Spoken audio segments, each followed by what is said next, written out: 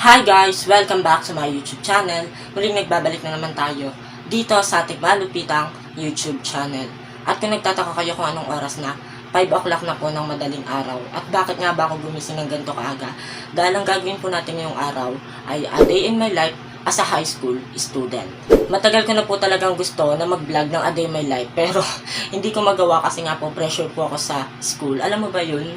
Sino ba naman kasi makapag-vlog pa ng pressure ko na sa school? Siyempre wala, ayun. Kaya hindi tayo makapag-vlog kasi wala tayong time. Pero ngayon, pwede na tayo mag-vlog kasi nga po may time na tayo and hindi na tayo pressure sa school. And alam niyo ba na sobrang dami talaga nagre-request na mag-vlog daw tayo na a day in my life. Pero ito na nga, gagawin na natin siya ngayon. Ang tagal na po talaga, ang dami po talaga nagre-request. Ngayon ko lang maghagawa at kailangan natin mag-vlog nito kasi nga po, kailangan natin humabol dahil 4th quarter na po namin. And sa mga nagtatanong nga po pala, grade 10 na po ako. Magsi-senior high na po ako next year. Kaya kailangan na natin mag-vlog para meron tayong memory sa mga kaklase natin. So, ito na nga, magbablog na tayo. Ito na yung mga request nyo. So, ayun. At pinaghandaan ko talaga tong vlog na to. Kaya nga gumising ako ng maaga, diba? So, kaya gumising ako ng maaga para makagalaw tayo ng maayos. Hindi tayo nagmamadali. Para kaya natin mag-vlog kahit pag ganto tayo. So, ito na nga. At bago na tayo magsimula, huwag na huwag niyo kakalimutan mag-subscribe and click the notification bell para updated kayo sa ating mga bagong video. At huwag na huwag din kakalimutan mag-like para crush kayo ng crush ninyo. O, ano pang hinihintay nyo? Mag-like na kayo para crush kayo ng crush ninyo. O, ano pang hinihintay nyo? Tara na, ligpitin na natin tong higaan natin. Let's go!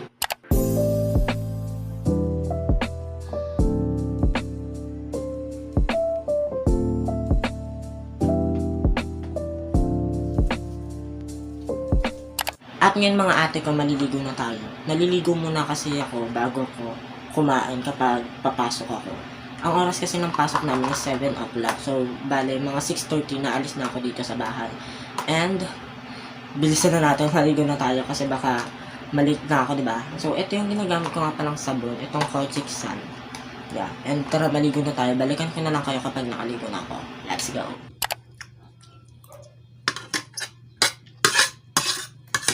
At ngayon mga ate ko, inom tayo nitong Hikari Ultra Glutathione Capsule. And now mga ate ko, tayo ay mag-skincare na. Siyempre muna tayo.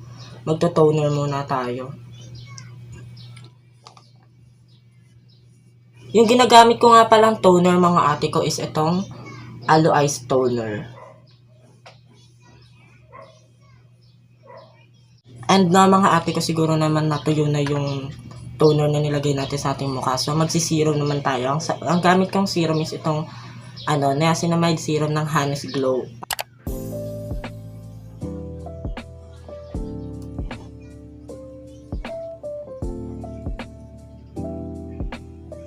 And now, hihintayin ko lang matuyo yung serum bago ako mag-apply ng moisturizer. So, ito pa na yung ginagamit kong moisturizer. Ito ang the original brightening moisturizer. Siguro naman natuyo na siya. Maglalagay na ako. Malilate na tayo mga ate ko. Ganito lang pala ako maglagay ng ng moisturizer. Like, ang onti lang. Onti na parang marami.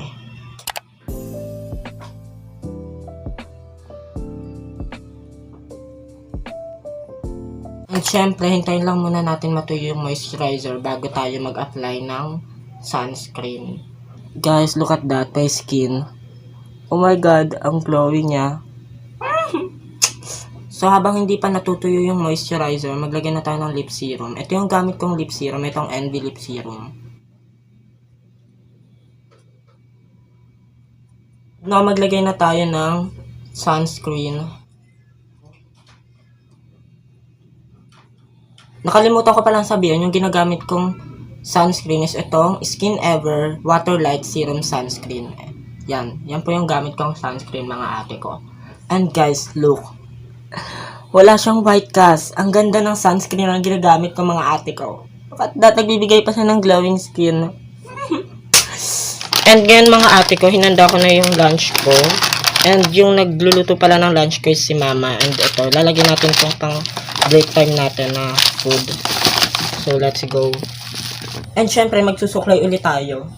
And syempre, hindi natin kakalimutan yung ating salamin. And syempre yung headphone din natin, hindi natin kakalimutan yun mga ate ko. At meron pa tayong hindi dapat kalimutan, ang ating jacket. At ngayon mga ate ko, ito na nga, at naka-ready na tayo, diretso na tayo, aalis na tayo mga ate ko kasi 6:45 na, sabi ko 6:30, aalis na ako. So, tara na, let's go. Wala, nakakahiga. And na mga ate ko, nandito na tayo sa room. And finally, hindi tayo nag-late. A research paper explains a phenomenon. Tama? Okay. Number 2, the answer is letter A. Number 3, yes. Mga te, natanggap na namin yung test paper namin sa English and yung score ko 40/50 mga ate ko. Tingnan niyo po. Asado mga ate ko. Ilang ka? 39. Oh my God, mga ate ko. Natanggap ko na yung yung exam ko sa MAPE. 53/60. 53/60. At ngayon mga ate ko, break time na nga po pala namin. So, kain tayo. Ito ma?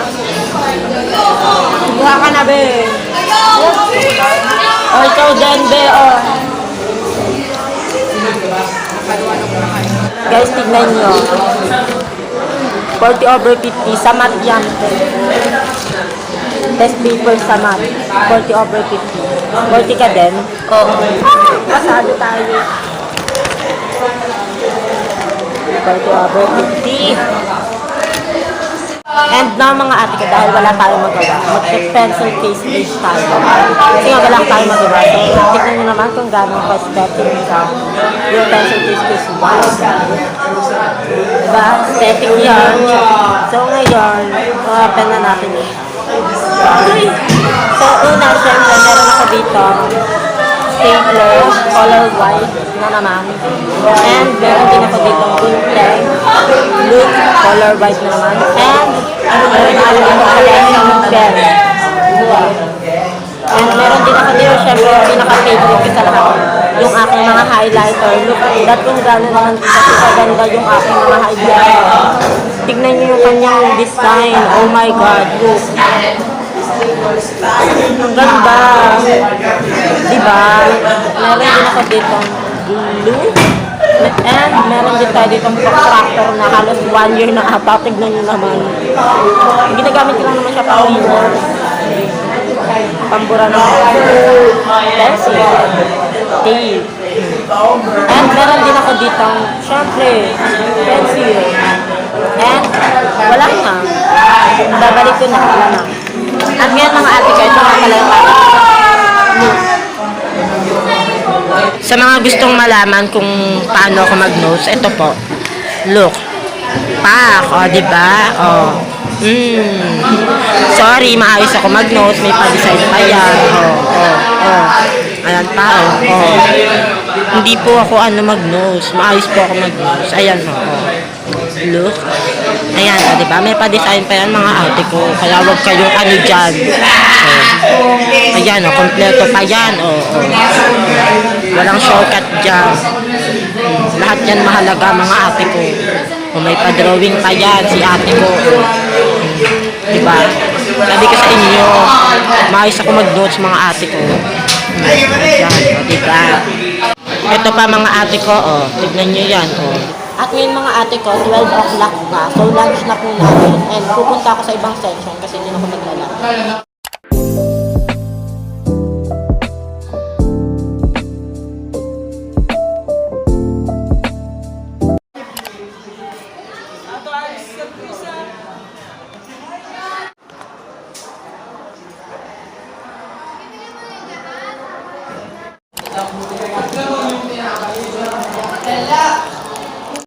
Shout out sa kanila mga ate ko.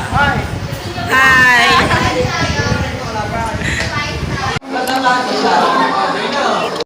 Oh my God mga ate ko. Natanggap na namin yung score namin sa sa look. 47/50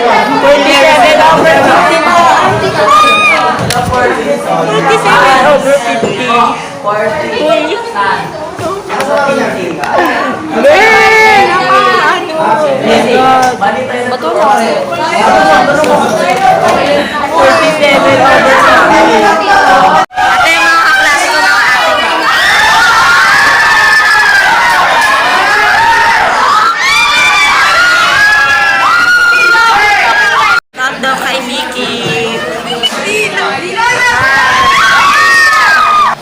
now guys, ito nga po pala yung matatalino ko mga kaibigan. Say hi! Ayan, matatalino yung mga ate ko with high honor.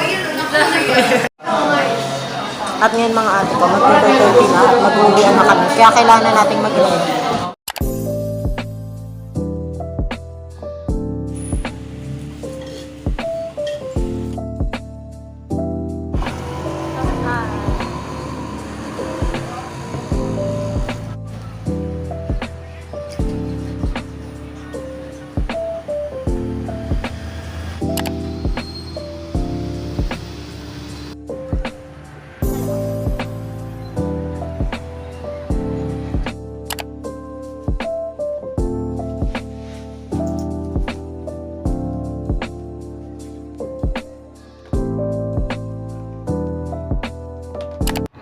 At ngayon mga ate ko, ito nga, kakagising ko lang. Paano ba naman pagka-uwi ko kanina, diretso tulog ako? Oo mga ate ko, nakatulog agad ako nung pagka-uwi ko kanina. And gano'n naman talaga ako kapag umuwi ako, is natutulog ako.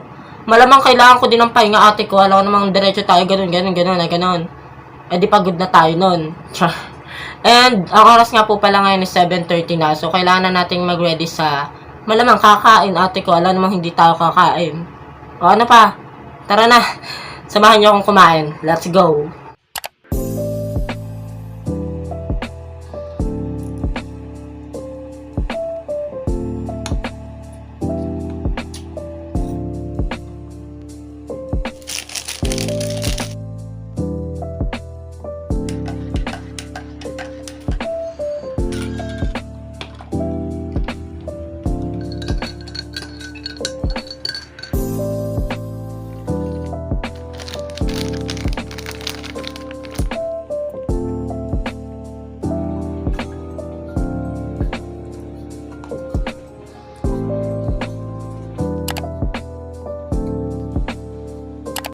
And now mga ate ko, magme-makeup tayo ngayon kasi wala lang, gusto ko lang mag-makeup. And yung gagawin nating style is, ano ba? Igari or Douyin or Latina. Siguro Douyin na lang kasi yun yung lagi kong ginagawa. So, let's go. Maglagay muna tayo ng headband mga ate ko. Okay. And now guys, maglalagay na tayo ng foundation. And ang gamit kong foundation is itong Focalier foundation. Ganito ako maglagay ng foundation mga ate ko. And now, i-blend na natin yung foundation gamit ang sponge. And now, magko-concealer naman tayo. At ang gamit kong concealer is itong Focalier Concealer. Lagay natin dito. Tapos, dito sa kabila. Pati din dito. And dito. At saka dito. And dito. Ayan, pwede na yan. I-blend na natin siya gamit ang brush mga ate ko. And now, i-blend naman natin siya gamit ang sponge. Siyempre, i-blend na rin natin ito, pati ito. And now, maglagay na tayo ng blush on. And ang gamit kong blush on is itong Focalier blush on. And now mga ate ko, magna-nose contour naman tayo. And ang gamit ko nga palang contour is itong Focalier na naman. Puro Focalier yung gamit kong brand tay. Kasi wala lang, affordable and magaganda yung product nila. Kaya go na. Pati yung packaging ng Focalier maganda. Kaya puro Focalier yung product na ginagamit ko mga ate ko. At ngayon mga ate ko, meron ako ditong dalawang eyeshadow na ginagamit. Itong Ashley Shine eyeshadow and itong Curline eyeshadow. Nandiyan kasi yung mga gusto kong shade kaya binili ko sila. You know what I'm saying.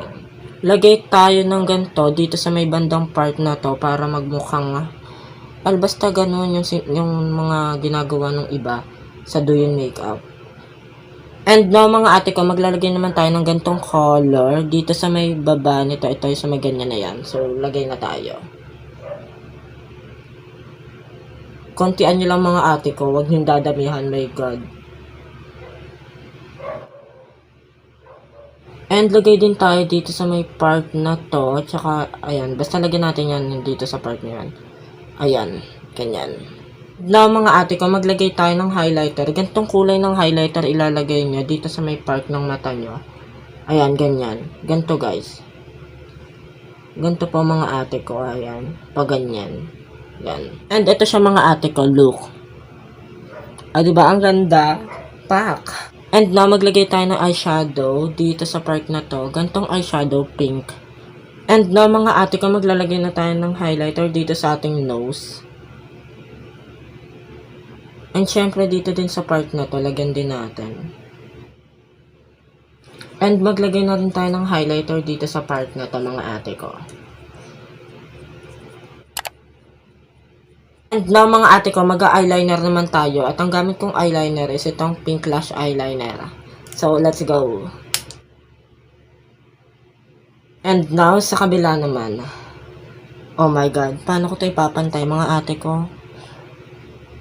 Okay, so, napantay ko ba siya? Oh my God. Napantay ko kaagad siya. So, next mga ate ko is magka-curler na tayo. And now mga ate ko is magma-mascara na tayo. At ang gamit kong mascara is itong Pink Lash mascara nila. Dahan-dahan lang kasi ayoko talagang kumalat to. Oh my God, ang hirap nito pag kumalat to. So, next mga ate ko is mag-lipstick naman tayo. And ang gamit kong lipstick is itong JMCY. In the shade NR02. And now, maglagay naman tayo ng lip gloss mga ate ko. And mga ate ko, naglalagay ako ng highlighter dito sa may part na to. Kasi, para mas maging maganda yung lips mo mga ate ko. At syempre mga ate ko, mag-aayos muna tayo ng hair. Alam naman, ganito na lang to, no? And syempre, magpapalit na din tayo ng damit. Let's go! And now mga te, this is the final look. See? Oh my God, ang ganda ko. Ayoko na, wait lang. Try natin magsalamin. Okay, let's go. Hi. Oh my God. Hoy, ang uwi. Ito na yung Doyen makeup mga ate ko. Look.